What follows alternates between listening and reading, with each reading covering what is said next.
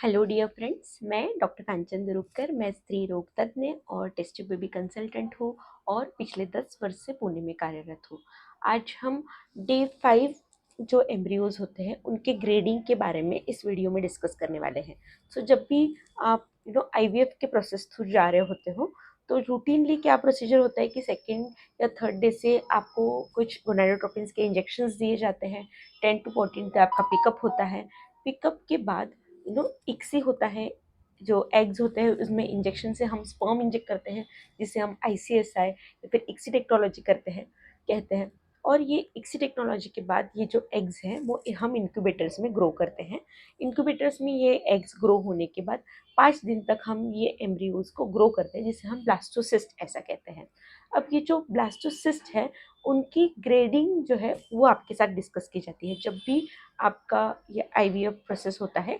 एक around day 20 को ये एम्ब्रियो डिस्कशन के लिए आपको बुलाया जाता है और इस दिन आपके कितने एम्ब्रियोज बने हैं, पहली बात कितने एम्ब्रियोज आपके बने हैं और इनकी ग्रेड्स क्या है, इसमें से कितने एम्ब्रियोज जो है वो फ्रीज करने लायक है, ये सारी चीज़ें जो है वो आपसे डिस्कस की जाती है।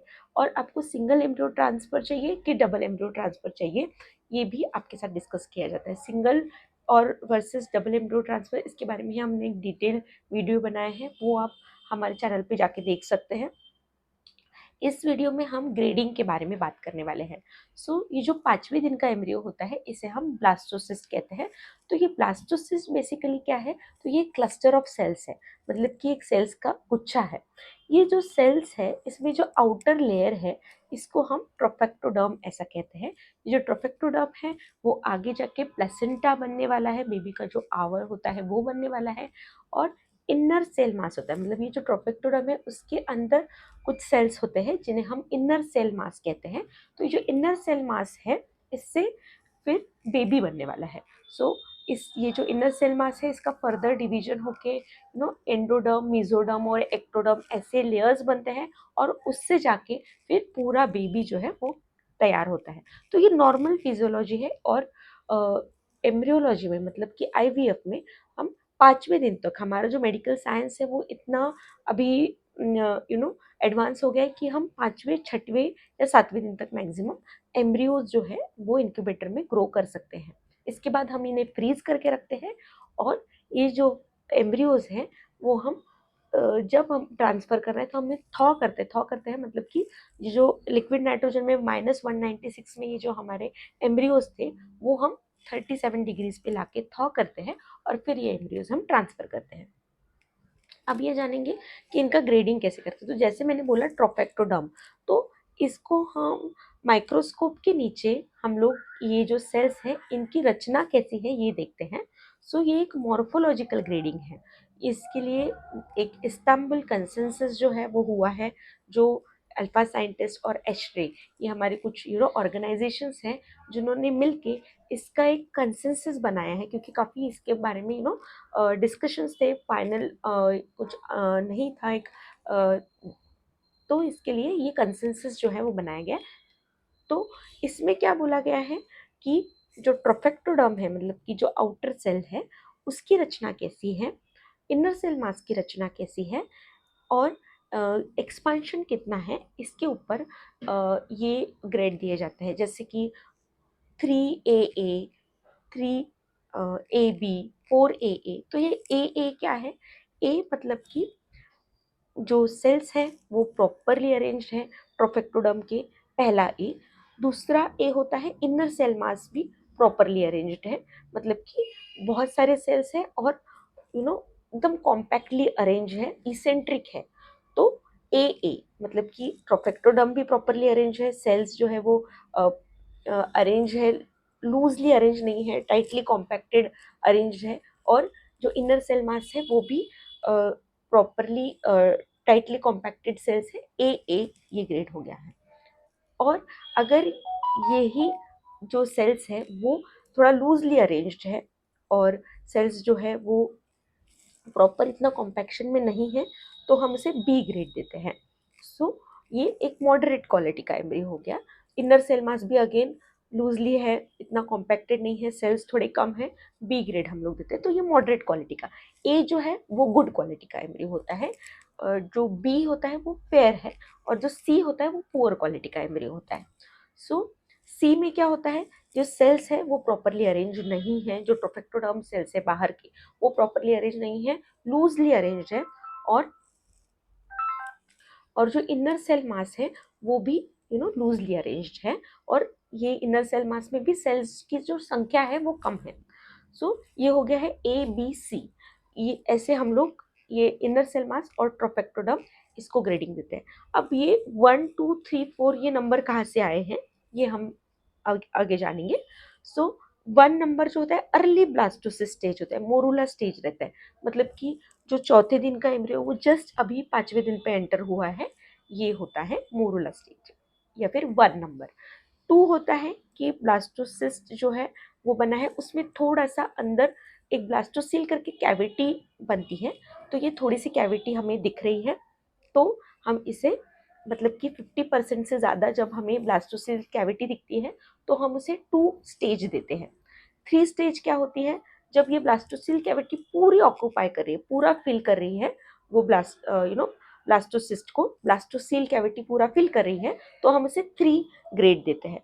जब ये 4 ग्रेड हम कब देते हैं, जब ये पूरा ब्लास्टोसिल कैविटी फिल कर रही है, उसके साथ ये जो ब्लास्टोसिस्ट है वो एक्सपांडेड है, तो ये एक्सपांडेड होता है तो वो 4 होता है। तो 4AA अगर आपको ग्रेड मिला है तो ये जो एम्ब्रियोज है वो आपके गुड क्वालिटी के एम्ब्रियोज है। 4 मतलब कि एक्सपांडेड भी है ब्लास्टोसिस्ट, और सेल्स की रचना जो है वो भी अच्छी है, मतलब कि ट्रोफेक्टोडर्म की रचना भी अच्छी है और इनर सेल मास की भी रचना अच्छी है, मतलब आपका जो ब्लास्टोसिस्ट है उसका ग्रेड बहुत ही अच्छा है। ए बी भी हो सकते हैं कि जैसे कि ट्रोफेक्टोडर्म की रचना अच्छी है और इनर सेल की रचना भी मॉडरेट है, तो 4AA 4AB ये अच्छी क्वालिटी के एम्ब्रियोज है, ऐसा हम बोलते हैं।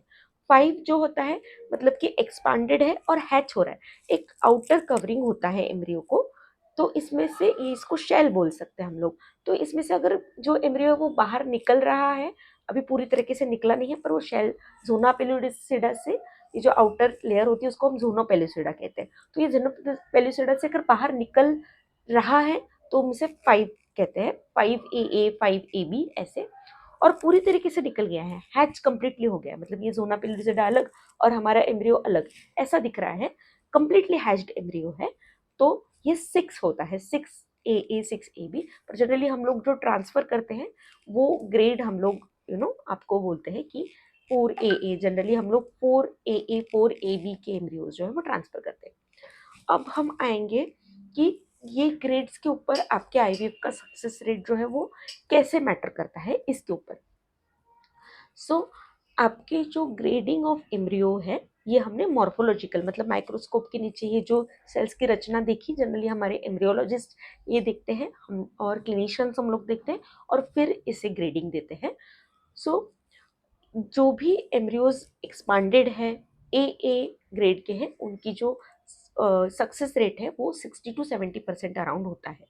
सो अगर ऐसे हम 2 एम्ब्रियोज ट्रांसफर करते हैं अच्छे ग्रेड के और अच्छे क्वालिटी के, तो अराउंड 60 to 70% उसका सक्सेस रेट होता है।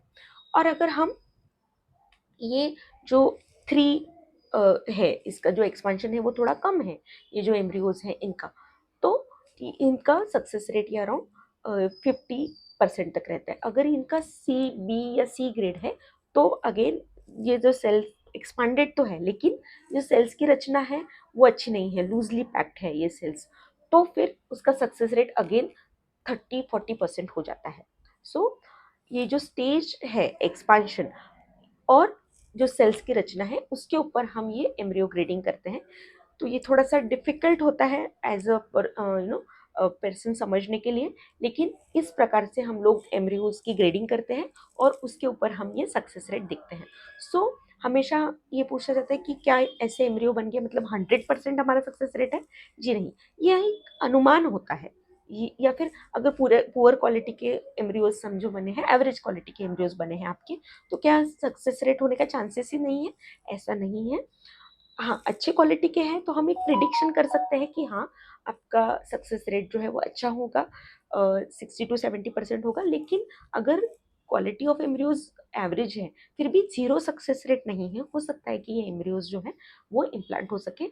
उसमें ये जो एम्ब्रियो है ये एक डायनामिक स्ट्रक्चर है, ये हर एक सेकंड ये जो सेल्स है वो ग्रो हो रहे हैं, सेल्स का जो मॉर्फोलॉजी वो चेंज हो रहा है। तो इसकी वजह से हम ऐसा प्रिडिक्शन नहीं कर सकते हैं कि ये जो एम्ब्रियो है वो गुड क्वालिटी का है, मतलब ये 100% इम्प्लांट ही हो जाएगा। एक अनुमान लगाते हैं कि अराउंड 70% इसका सक्सेस रेट रहेगा, या फिर अगर जो उसका एवरेज क्वालिटी है तो हम ऐसा अनुमान लगा सकते हैं कि शायद इसका जो इम्प्लांटेशन रेट है वो कम रह सकता है। लेकिन ये 100% है ऐसा हम नहीं बोल सकते, because it is a science. और इम्प्लांटेशन जो है वो और सारी चीज़ों के ऊपर भी डिपेंड करता है। इम्प्लांटेशन के ऊपर हम अलग से एक वीडियो बनाएंगे, वो आप ज़रूर देखिए। सो इस वीडियो में हमने डे 5 का जो एम्ब्रियो है उसकी ग्रेडिंग के बारे में जाना, उसके हम कैसे कैसे ग्रेडिंग करते हैं, एक्सपांशन के ऊपर कैसे उसके नो स्टेजेस डिपेंड करते हैं, और जो सेल्स की रचना है उसके ऊपर हम कैसे A B C ऐसे उनको नंबर देते हैं। सो इसके ऊपर कैसे सक्सेस रेट डिपेंड करता है। सो ये सारी चीज़ें हमने इस वीडियो में जानी। आई होप ये वीडियो आपको हेल्पफुल लगा हो, कुछ इन्फॉर्मेटिव आपने नया जाना हो। अगर आपको ये वीडियो इन्फॉर्मेटिव लगता है तो ज़रूर हमारे इस चैनल को लाइक कीजिए, शेयर कीजिए और सब्सक्राइब कीजिए। हम ऐसे ही fertility related, women health related, infertility related video, pregnancy related video आपके लिए लेके आते रहेंगे और इन्फॉर्मेशन शेयर करते रहेंगे। Thank you so much.